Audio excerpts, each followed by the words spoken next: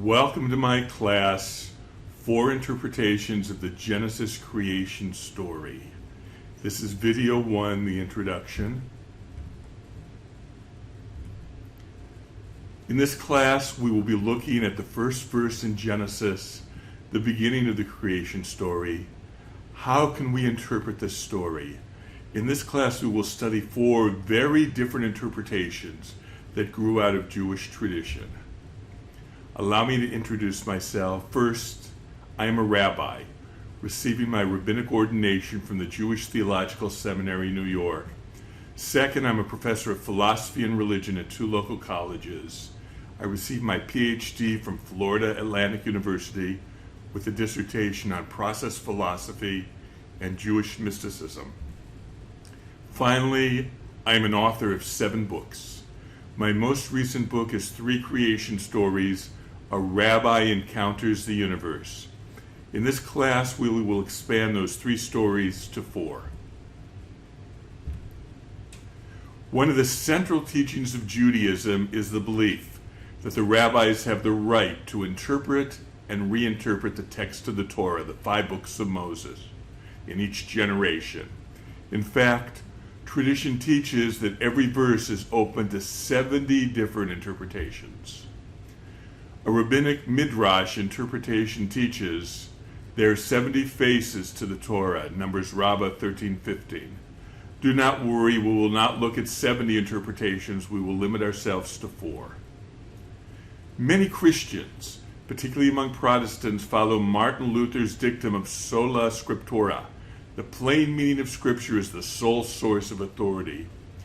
Judaism has never accepted this dictum. Incidentally, neither has the Catholic Church. Both permit multiple interpretations of Scripture. Let us turn now to the 4 traditional methods of scriptural interpretation. Pshat, or the simple meaning. Drash, or the rabbinical meaning. Remez, or the philosophical meaning. Sod, or the mystical meaning. We will apply each of these 4 methods to the first verse of Genesis, but first let us explore what each one means.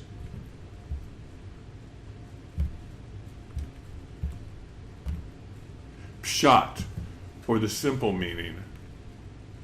What did the author of the text have in mind when he or she wrote it? We are not concerned here with who the author is, rather, what was the intent of the author? For the beginning of Genesis, the author may be God, or Moses inspired by God, or as modern biblical scholars teach, P. Modern scholarship teaches that the Torah consists of 4 sources, J, E, P, D. The beginning of Genesis is the P, or the priestly document. Jewish tradition teaches that the text never leaves its simple meaning, Shabbat 63a and other sources. After saying that, Jewish tradition will bring multiple interpretations that do leave the simple meaning. But to interpret a text, we must always begin with the simple meaning. What did the author mean? Drash, or the rabbinical meaning. The Hebrew word drash means to search. The rabbis of the classical period, approximately 70 to 500 of the Common Era, approached a text looking for more than the simple meaning. They often would compare a word in one place in Scripture to a word in another place in Scripture to learn insights.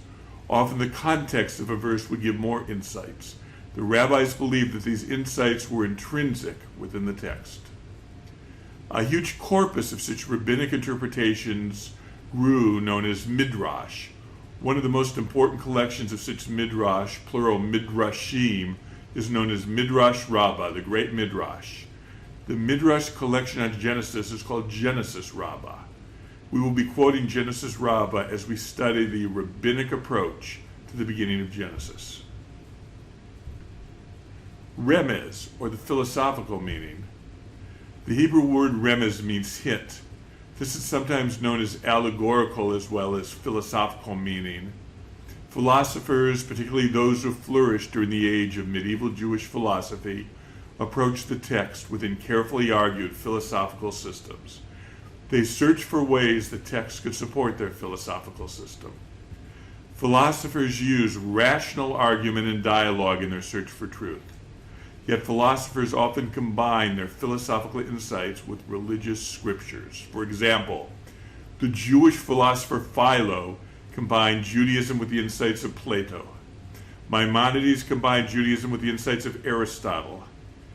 How do scriptures support their philosophical systems? What hints does the text give? If truth comes from both philosophical insights and scripture, then the text must support philosophy. Sod, or the mystical meaning. The word sod means secret. This includes the secret or esoteric meanings hidden within the words of the text. Often there are insights based on the shape and sounds of words and the order of phrases. Even the Hebrew letters themselves contain mystical insights. Bet, for example, is the second letter of the Hebrew alphabet, but the first letter of the Torah. Note the shape. If one stands in the middle, one cannot see above, below, or behind. This teaches that one should not speculate too much on what is above, below, or before. According to the traditions of Kabbalah, Jewish mysticism, too much speculation can be dangerous. The rabbis put the four methods of interpretation together in a slightly different order: pshat, remez, drash, sod. They spell pardes, a Hebrew word meaning orchard. The English word paradise comes from the same root. The Talmud, Chagiga 14, speaks of four rabbis who entered the pardes, or orchard. Ben Azai gazed and then died. Ben Zoma went crazy. Elisha ben Abuya became a heretic. Only Rabbi Akiva was able to enter and leave intact. Mystical speculation on the meaning of the text can be dangerous.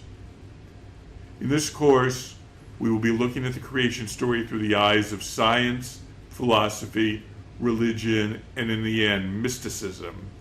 May we all enter and exit the Pardes in safety.